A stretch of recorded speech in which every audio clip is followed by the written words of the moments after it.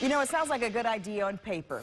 Charity concerts where you hear great music and the money goes to a great cause. Yeah, but what happens when the organizers won't show you where the money goes? ABC2 News investigator Josie Sturman's here to explain. Well, Jamie, that local group, Fallen Blue, claims the money they raise will help the families of officers who've died at their own hand, paying for funerals, one day creating scholarships, and a memorial to honor those fallen officers. But they wouldn't show us any proof. Heavy metal headbanging with a heart. That's the message for a concert staged last weekend at a White Marsh club. But we went behind the music to learn about the cause it benefits because something didn't sound quite right. We want to talk to you about Fallen Blue, your organization. No, thank you. This man, John Garaneri, runs Fallen Blue, a Maryland-based group that claims to provide emotional and financial support for the families of police officers killed outside the line of duty. For years on Facebook and in postings on its own website, Fallen Blue claimed to be a police nonprofit, but we wanted proof. We can't find any filings anywhere. Can you answer that?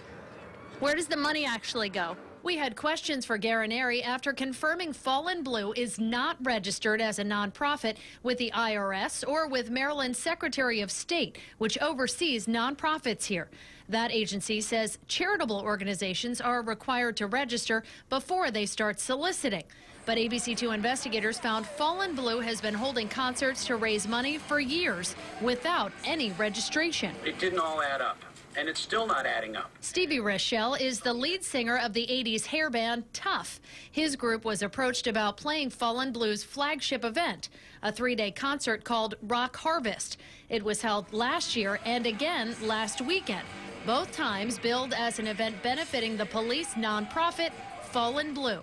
If I do remember correctly, it was really stressing the fact that these were officers that were killed and basically families that were left with, you know, without a father, without the husband, without the income, and this charity was going to be raising money to help those families. When we asked to talk to one of those families, Fallen Blue ignored the question, but they took our money for the concert tickets. We bought a pair for $25 each and hit the Thursday night show, looking for John Garaneri to get some answers.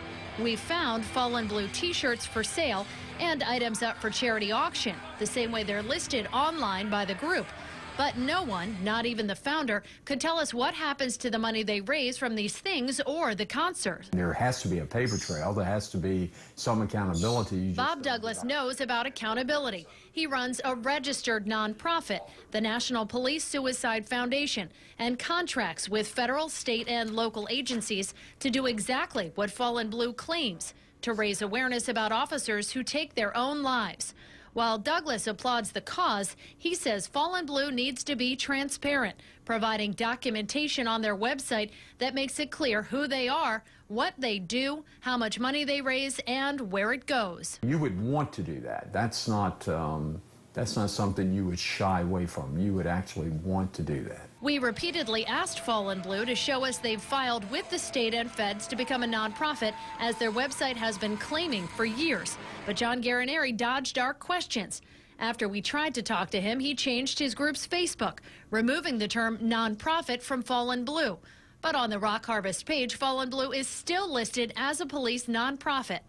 In an email, Garaneri told us he doesn't seek profit, and the expenses they accrue are often more than they bring in. Garaneri says they thought about becoming a full-fledged nonprofit, but because of high costs, have now opted to donate what they can to another group, Safe Call Now, which is a registered 501c3. Who's collecting the money? How will it be held? But Angie Barnett with the Better Business Bureau says if you want to help a good cause, it's best to give to the charity itself. Give directly to those organizations that have boots on the ground so that that money doesn't go through a middleman, another middleman, and another middleman. In this case, a middleman whose paperwork failed to reach the right note. Investigators with the Secretary of State's office tell us they cannot comment on a pending investigation, and the IRS won't talk about specific organizations. Now, we did contact the executive director of Safe Call Now to ask how much money Fallen Blue has given to their organization, but he wouldn't say and did not respond when we asked for more information about their relationship through email.